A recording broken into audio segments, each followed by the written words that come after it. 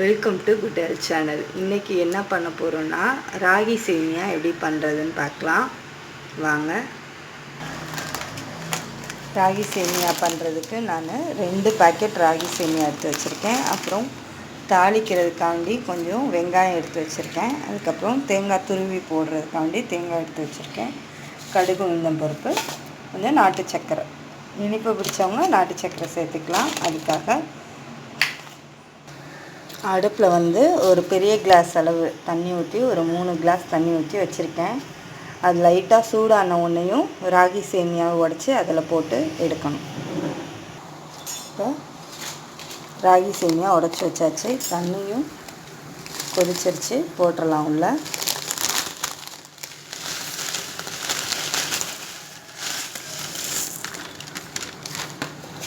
சேமியா உள்ளே போட்ட ஒன்றையும் குறைச்சி வச்சிடணும், சிம்மில் வச்சுருங்க.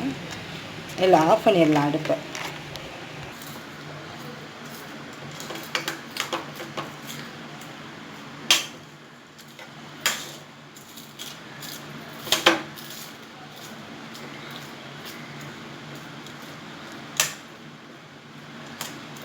ரொம்ப நேரம் உள்ளே வைக்கக்கூடாது, 1 செகண்டு தான், 1 நிமிஷம்.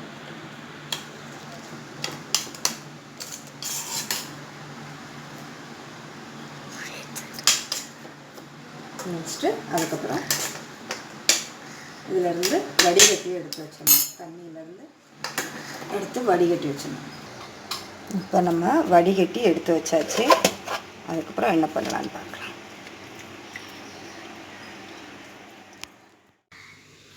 இப்போ வடித்து எடுத்துட்டோம்ல, உதிர்த்து விட்டுட்டு இட்லி கொப்பரையில் எடுத்து வச்சிடணும். இப்போ நம்ம வடித்து வச்ச ராகி சேமியாவை இட்லி தட்டில் வச்சிடலாம்.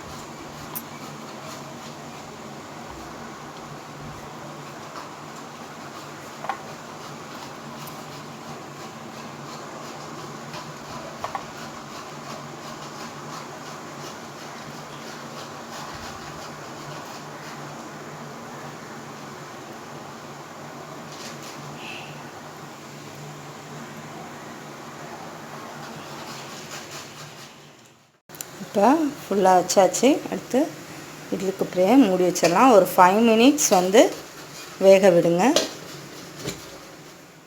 ஓப்பன் பண்ணி பார்க்கலாம்.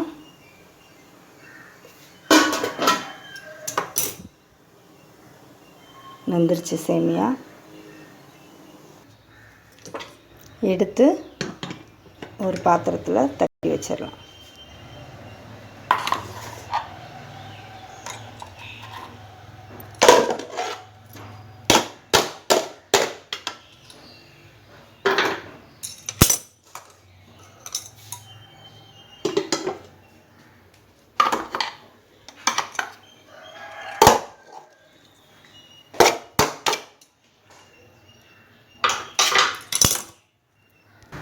அடுப்புலேருந்து எடுத்து கொஞ்சம் நேரம் ஃபேனுக்கு கீழே காய வச்சிடணும்.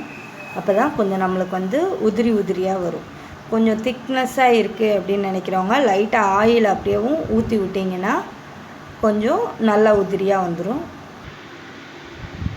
ஆயில் கொஞ்சம் ஊற்றினோன்னா கொஞ்சம் பிசு பிசுன்னு இல்லாமல் உதிரி உதிரியாக வந்துடும்.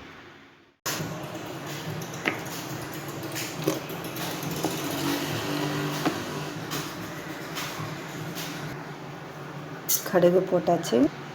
கடுகு கூட உளுந்தம்பருப்பு கொஞ்சம் ஜாஸ்தியாக போட்டோன்னா சாப்பிட்றப்ப டேஸ்ட்டாக இருக்கும். கடிக்கிறதுக்கு மொறுன்னு அவ்வளோ டேஸ்ட்டாக இருக்கும்.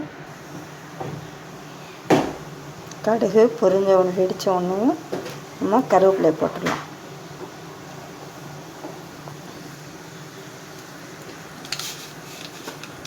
கருவேப்பிலை போட்டு வெங்காயத்தை போட்டுக்கலாம்.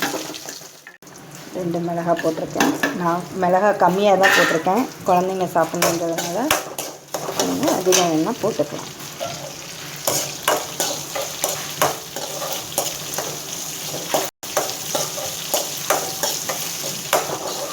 இந்த கேழ்வரகு ராகியில் கால்சியமும் மெக்னீசியமும் சத்து அதிகமாக இருக்குது. அதனால் இது வந்து ரெகுலராக ஏதாவது ஒரு வழியில் கேழ்வரகு கேப்ப களியோ இல்லை ராகி சேமியா மாதிரி கேப்ப வடை கேப்ப புட்டு இந்த மாதிரி ஏதாவது ஒரு வழியில் வந்து சாப்பிட்டுட்டே இருக்கணும். நம்ம எலும்பு தேய்மானத்துக்கெலாம் ரொம்ப நல்லது இது. வெங்காயம் மிளகாய் வதங்கிச்சு. அதுக்கப்புறம் நம்ம சேமியாவை போட்டலாம்.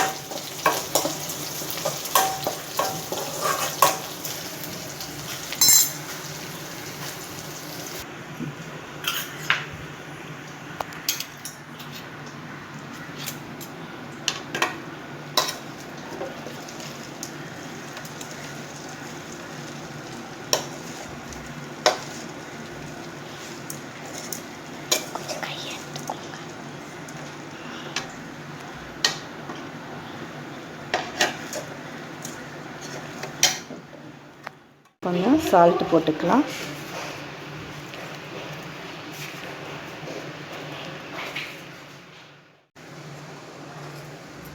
இப்போ புட்டு ரெடி ஆயிடுச்சு. மேலே வந்து தேங்காய் துருவல் போட்டு கிளறி விட்டுறலாம். கிளறி வச்சாச்சு. ராகி சேமியா ரெடி. ராகி சேமியா ரெடி. பிடிச்சிருந்தா லைக் பண்ணுங்கள், ஷேர் பண்ணுங்கள், சப்ஸ்கிரைப் பண்ணுங்கள். பாய்.